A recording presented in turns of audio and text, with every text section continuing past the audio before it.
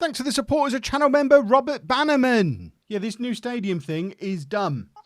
Why on earth would we want to halve the size of our stadium? You realise the new stadium you're looking for us, we won't even be able to play in the Champions League in it.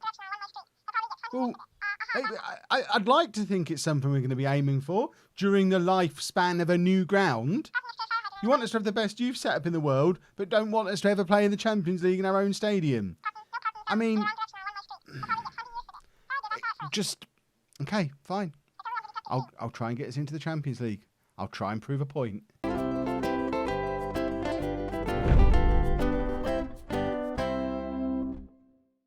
Hello and welcome to part 16 of the Greek Odyssey. I'm Kevin. Coming up on today's episode, we have our first two games of the new league season. And we're at home against Olympiacos and away against Larissa. That is reigning champions Olympiacos. Favourites for the title, Olympiacos.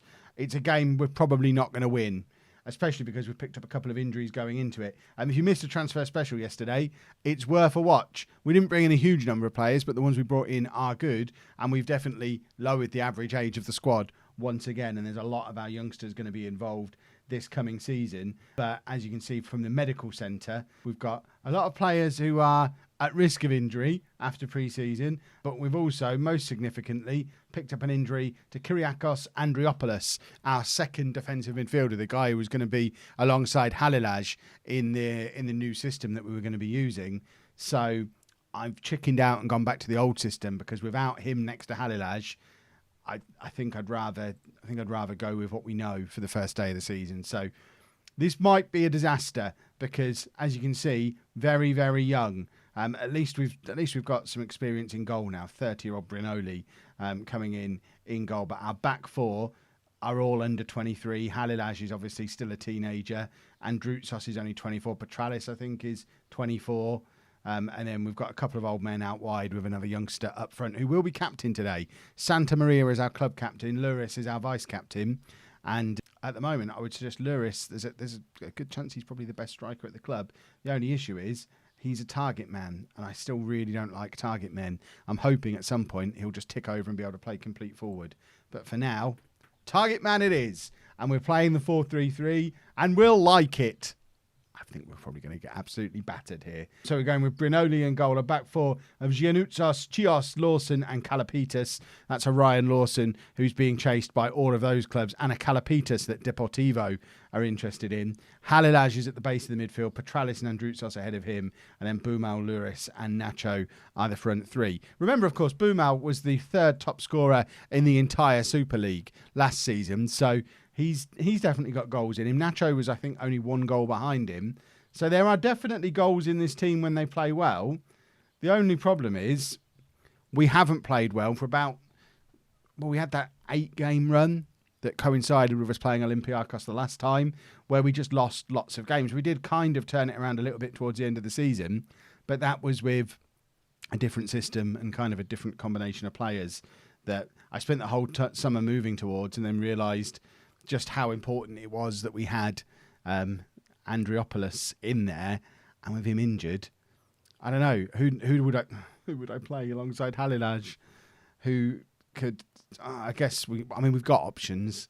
I just chickened out of using them and went back to this, and I guess we'll learn something today. We were probably going to lose this either way.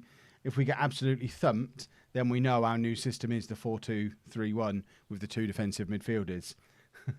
It's a learning exercise. Oh, Bumal's injured. That is the last thing we wanted to see. Last season's top scorer picking up an injury this early on. It's only a gashed leg. I mean, surely you can just put a plaster on it. In fact, there he is, look, with a plaster, charging through. They're just letting him run. I assume the gashed leg is the one he kicked that with, because that was nowhere near the goal. They've picked up an injury to their left back as well. So as long as they leave him on, we're safe to leave ours on. That's my theory. If they're both bleeding, I can only assume they collided with each other.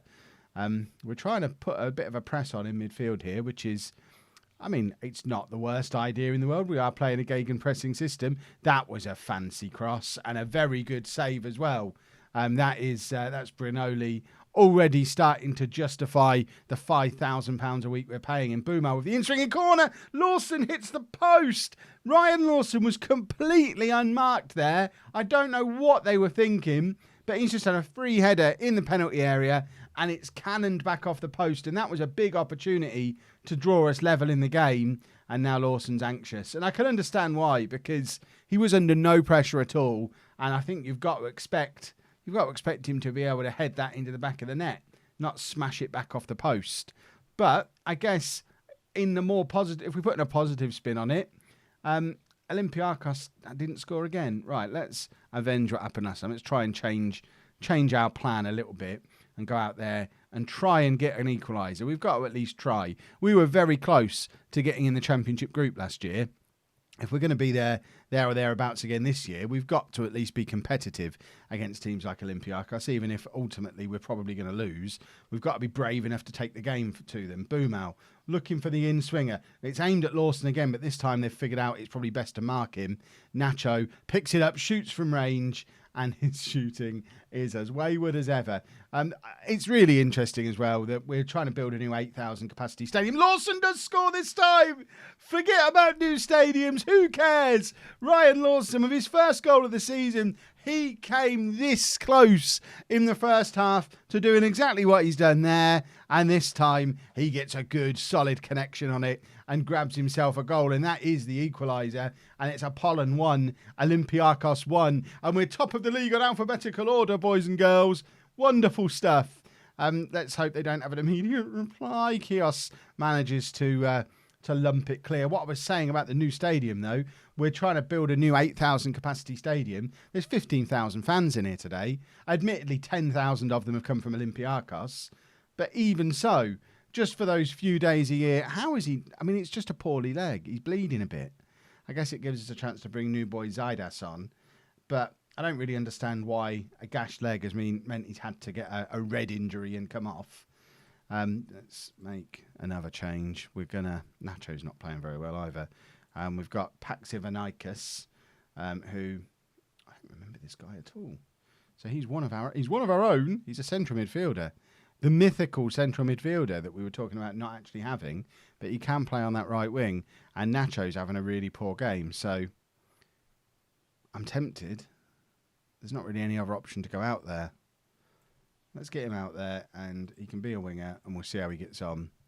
But yeah, surely for the 2, 3, 4 games a season where the away team do bring a load of fans, it's worth keeping a bigger stadium because of the money that you make. I know it mentioned that there's high upkeep costs on the current ground, but they have to be really, really high for it not to be balanced out by these increased attendances a few times a year, especially if we get Olympiacos in the cup and get into the Championship group, because that's then 3 separate home games against just them. So that's an extra 7,000-8,000 people through the door 3 times over the course of the season. That's got to start being significant money. But what do I know? I'm just a handsome manager. I'm not the one who makes the decisions. Right. I'm happy with a 1-1 here. I think that would be a fantastic result if we manage to hold on to it. But it is Olympiacos attacking again. Lawson lumps it clear. There's no Apollon players anywhere near where the lump ended up. And they're in again, and Lawson this time plays it to Halilaj for a more subtle lump. Finds Zaidas, who's playing the ball over the top, looking for Santa Maria, the new club captain. Can he conjure something up in the last couple of minutes? Doesn't look like he can. And Olympiacos coming at us again. We need Lawson to step up and lump it clear again and show why all the top clubs in Europe are after him. And was that the goalkeeper? That is some sensational goalkeeping. That looked I was convinced we'd conceded there. This goalkeeper already justifying his existence with 2 very, very good saves today. And hopefully we managed to hold on. Lawson getting him with a crunching tackle again. It's not enough, though. Has that been given offside? I think it has. We're going back to the referee.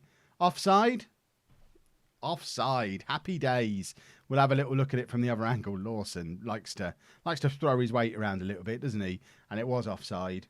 And it's still 1-1. Giannoutsos now with the throw. There's a minute and a half left on the clock, and it's Petralis in midfield looking for the ball over the top for Santa Maria to chase. It was a terrible pass. Santa Maria couldn't chase it, and now Olympiacos coming at us again. And we need to just hold on for a little bit longer. And this time they head over. I mean, they're going to feel hard done by off the back of this, justifiably so. but we've got 50 seconds to hold on, and it's with Kios, who plays it forward to Halilaj. Look how calm and confident our young boys are on the ball. Lawson just lumps it. It's no nonsense from Ryan Lawson. Zaidas running at the defence, plays it across to Kalapitas, who's way farther forward than I'd want him to be at this stage of the game. But then I guess he is still on attacking instruction. So it's all my own fault. Halilaj, he has got Kalapitas in space, but instead switches the play across to Giannoutsos. Zaidas is in here. Santa Maria's in the middle. We've won a corner. We've got 10 seconds left. Get Lawson forward again, and let's see if we can get a very, very unlikely last second winner. It's Paxivanaikas with the corner. Lawson is there again, but the header goes over. He wasn't going to do it 3 times in a game, but we've got the 1-1 against last season's champions, this season's favourites. I think that is a fantastic performance, a very solid result, and does make me question what our tactic is going to be this season. Well, apparently Boumal's leg was so gashed, he still can't play a week later. So Zaidas comes in to make his full debut on the left-hand side. Other than that, it is the same team as the last game, although I've just noticed, why have we got a greyed-out goalkeeper on the bench?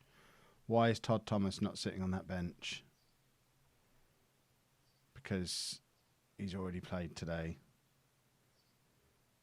That is an acceptable explanation. Right, let's get into the game. Zaidas is also struggling for fitness. What is it with these wingers? Goodness me. In other news, my my head of youth development has just made an offer for a Brazilian 17-year-old still playing in Brazil who's out of contract at Christmas, made an offer to bring him on a free at the end of his contract. He's a winger. He's not scouted or anything. I knew nothing about him, but I'm not going to argue with a 17-year-old Brazilian coming in, but I guess that answers the mysterious question of where all these Brazilians and Argentinians came from at Apollon. They just appear magically. We've just conceded a goal. After the brilliance of our goalkeeper in the last game, I kind of expected more than this. He's kind of out of position there, I think. Larissa are a team that I would expect to get a little bit more out of than Olympiacos. Nacho with the in-swinging corner, looking for Lawson again, I think. It's actually Luris who is nearest to it. It's a penalty review going on, and we have a penalty. And it's going to be Androutsos stepping up to take it. I think he's the number 8. It is Androutsos to make it 1-1 on 12 minutes, and he does, and that is his first goal for Apollon as a permanent player for us, and he is going to be a big, big player for us over the next few years. When we signed him on loan last year, someone said in the comments that he's considered one of the most exciting young prospects in Greece. So for us to have him in our team, I know we're a few years later and he hasn't quite fulfilled that yet. But it's still awesome to have him here as a permanent player. And there's Luris, and that's his first goal of the season. Nacho just nudged the ball over to him, and Luris with his first goal as really our first choice striker. He's been here since the start. He's had Nikos ahead of him. He's had Santa Maria ahead of him, but he started this season as the main man, and there is a very tidy finish. I mean, you leave a player like him completely unmarked inside the 6-yard box. You're just asking for him to tuck it over the line the way he has there, and he's put us 2-1 up inside the first 20 minutes, and this is more like it. This is the Apollon team I was expecting to start this season well, because we've not massively disrupted it. And I know we had that little bit of a ropey spell when we were sulking about not getting into the championship group last year, but for the rest of the season, we were a very good side. And this is largely the same side, just the young players are all now a year older. So the little 17-year-old lads making their debuts last year, and our big 18-year-old lads, some of which have played nearly 50 games for us. So I would expect us to be a stronger team this year. I will be disappointed this year if we don't make it into that championship group. And from there, we know that the top 5 all end up in various flavours of European competition. So I'm kind of feeling a push for the Europa Conference League this season, a competition I've still never played in. Despite we qualified for it with Barnsley in non-league to legend, but I left before we actually got to play in it, and I'm pretty certain I've never played in it. Right, Andriopoulos is fit today to come on, so what we might do now is just switch to that system, which is what we were planning on using all along, and just see how this looks. Get him doing that. Because this was the plan for this season. And maybe just drop down to balanced mentality because we're already a goal ahead.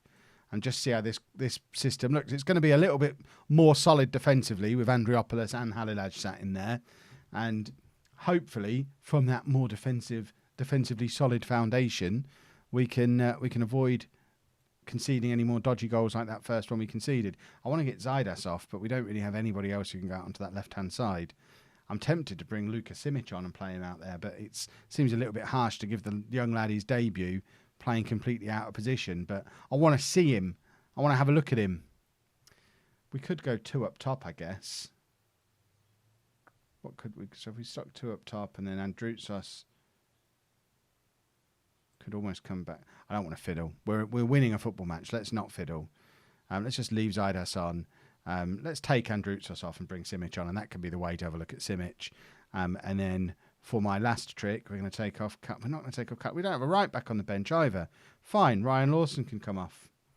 I know it's not essential to make all my substitutions, but we've got so many youngsters, it seems silly not to take advantage of being able to give them all game time. And I know we've just taken off probably the 2 best outfield players at the club. So hopefully that we're playing an unfamiliar formation and we've taken off our 2 best players. This can't go wrong, of that I am sure. Cross comes in and the effort whistles just past the post on that far side. We are still leading though with 3 minutes left on the clock. And hopefully we're not going to bottle it from here. Kalapitas with a huge throw, looking for Kios. And there is Zaidas. There you go. Keep him on the pitch. He's going to grab a goal for us. It was all tactical all along. Wonderful stuff. 3-1 now to Apollon. And you've got to love the fact the long throw still seems to be working for us this season. Everyone always tells me you reach a point where the defences get too good and the long throw doesn't work anymore. I wonder if that point exists in Greece, because it seems to be pretty effective against most oppositions, and Kalapitas has got a long throw on him. And we end that first episode of the new season top of the league. I realise there's only 2 of us who've played 2 games, 4 teams who've played 2 games, and we joint top with one of them. But still, I'll take it. We're top of the league. If you've enjoyed that, please make sure you leave a nice big thumbs up on there for me. Subscribe to the channel for daily Football Manager videos. And thank you very much for watching.